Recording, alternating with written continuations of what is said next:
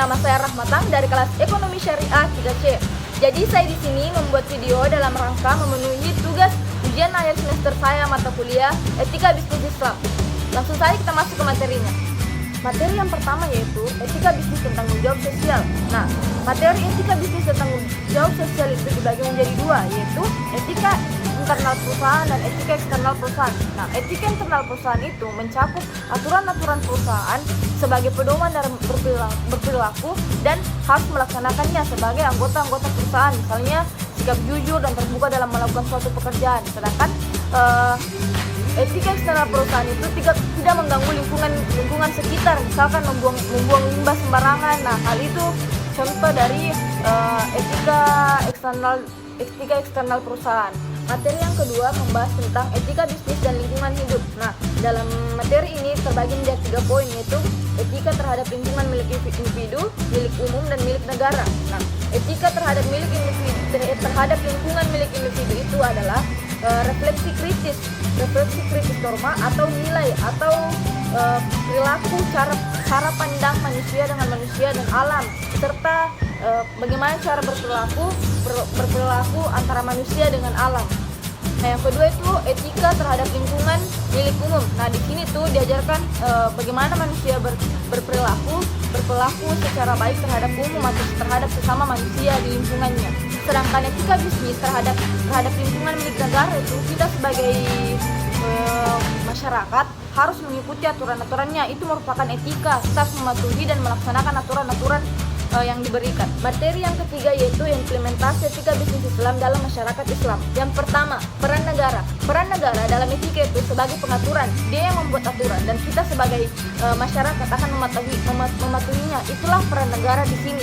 Institusi hizbah. Nah, sedangkan institusi hizbah ini berperan sebagai mengawasi praktek-praktek di pasar agar tidak menyimpang dari ajaran Islam. Kontrol masyarakat. Nah, hubungan masyarakat dan bisnis itu disebut CSR. CSR ini sebagai pertanggungjawaban perusahaan terhadap lingkungan sekitar. Nah, yang terakhir itu ketakwaan individu. Di mana ketakwaan individu itu kita sebagai manusia bisa mengontrol diri kita masing-masing. Kita mengetahui apa yang pantas dilakukan dan apa yang tidak pantas dilakukan, atau bisa membedakan antara baik dan buruk. Materi yang keempat adalah persaingan dalam bisnis Islam. Pihak-pihak yang bersaing. Manusia merupakan pusat pengendalian persaingan bisnis dalam menjalankan bisnisnya masing-masing. Segi cara bersaing, bisnis merupakan bagian dari muamalah, di mana kita sebagai pebisnis itu harus meninggalkan sifat-sifat yang kurang dalam berbisnis. Nah, hal itu perlu dihilangkan. Itu merupakan cara yang sehat. Kita harus adil, jujur dan tidak boleh ada kecurangan. Hukum persaingan bisnis dalam Islam. Nah, di sini hukum persaingan bisnis dalam Islam itu terdapat pada Surah An-Nisa ayat 29. Di sini membahas tentang transaksi secara umum, lebih khususnya itu membahas tentang transaksi perdagangan. Dari yang terakhir yaitu transaksi bisnis dengan alat komunikasi modern. Yang pertama, akad atau kontrak dalam bisnis Islam. Akad itu sendiri adalah perjanjian antara dua belah pihak, sifatnya itu mengikat. Adapun macam-macam akad yaitu akad murabahah, nah, salam, dan ijarah. Akad dalam via telepon. Nah, akad perjanjian biasa yang dilakukan melalui via telepon itu di mana pihak pembeli dan penjual itu melakukan transaksi dengan via telepon.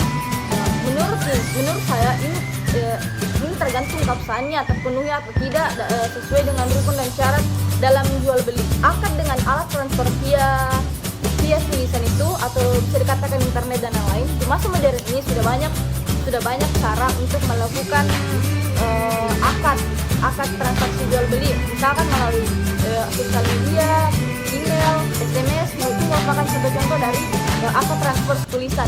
Mungkin itu saja yang bisa saya jelaskan. Kurang dan lebihnya mohon dimaafkan. Wabillahi taufiq wal hidayah. Wassalamualaikum warahmatullahi wabarakatuh. Dadah.